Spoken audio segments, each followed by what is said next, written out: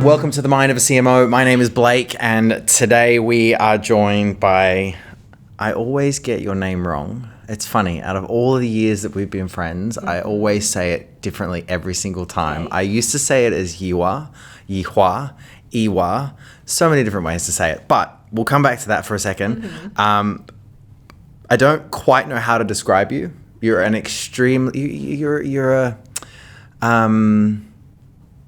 no, I'm not even going to guess, but let me put it this way. You are an extremely talented writer, an ex-editor-in-chief of Women's Health magazine, which I think is part of how we met, and just basically an all-round extremely talented woman.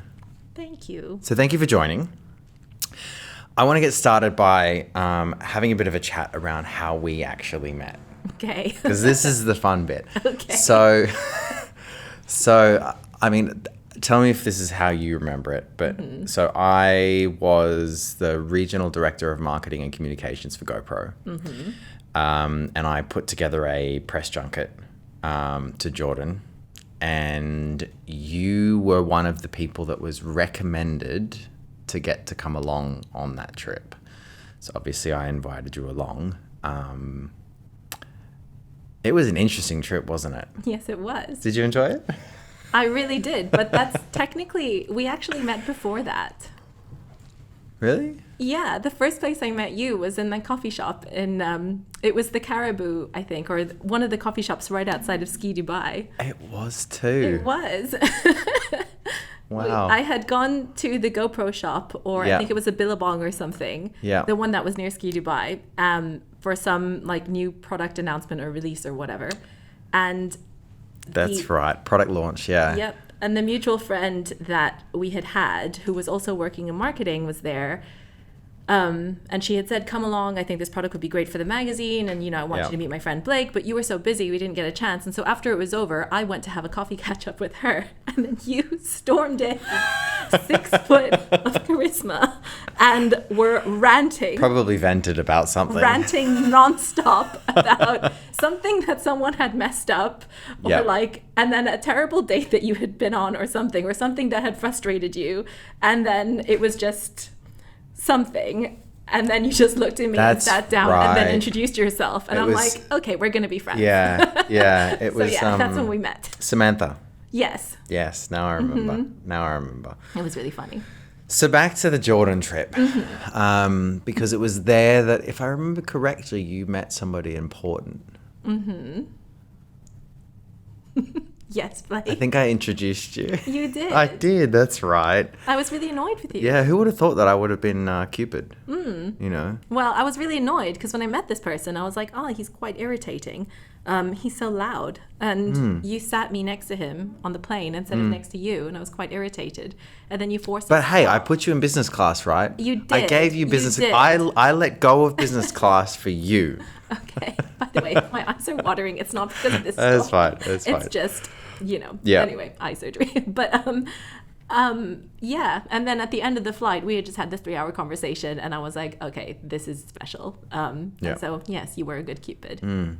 I mean, at the beginning, aggression is a sign of affection, right? So, you know, you just kind of roll with it. So we went to Jordan, Petra, Amman, the Dead Sea, all of that stuff. That was probably one of the best trips I think I'd put together. And obviously from there, we've been sort of friends ever since. You continued with Women's Health for a short while after that, if I remember correctly. Yeah. And then we've kind of been friends on and off. But I'm very curious. Obviously, you had been with Women's Health for a while. What got you into writing? What got you into journalism and the whole sort of creation of stories and the storytelling process? It's funny. I think my journey to becoming a journalist was very similar to how I ended up becoming someone who's like trying to write books. Please ignore these tears coming out of my eyes. It's very emotional. Yeah, it's sort of strange. Like, it's one of those, in both cases, it's something that was right in front of me all along, and I had been doing it my whole life. I just didn't realize that I'd been doing it until I was already doing it, if that makes sense. Yeah, it does. So I had, I grew up with, I have a Taiwanese mom, I had an Arab dad. And, you know, with these cultural backgrounds, you grow up being told you should be a doctor, lawyer, engineer. You know, the arts are respected and revered as something wonderful to be enjoyed. You know, they would want us to read books and listen to classical music, and they would take us to shows and plays. And I'm super grateful for all of that, you know, but when you mention it as something you'd like to do as a career, it's still considered just a hobby, or it was back then. I know things have changed quite a lot now, but this is when I was growing up. And so I remember telling my parents, like, I want to go to art school when I was still in high school. And they were like, no way, that's not happening. And then, so while I was in college, I was studying economics. And, you know, there's like a running joke among friends that the cliche is that Asians are good at maths. And when you go out to dinner with me, you should probably take the bill yourself, because I'm going to spend a very long time sitting there piddling away with my calculator, because numbers, not words, words, not numbers, you know, more of my forte. Good at my personal finances, everything else, numbers, please someone else take it. Yeah, but I got a degree in French literature and economics. And randomly, it was French because that was my sort of way to study that while justifying it to my family. Because if it was in English, it's like, well, you already speak English. Why do you need to do that? That's your first language. Yeah. If it was French, it's like, but it's another language, so it's worthy.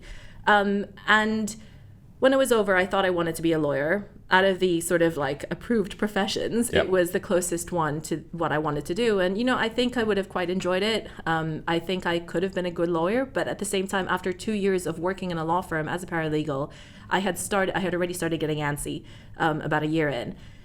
And this friend of mine had come around and said, listen, so my boyfriend, now her husband, all these years later, and they have a beautiful family, but at the time her boyfriend was starting this company had started this company with his friend.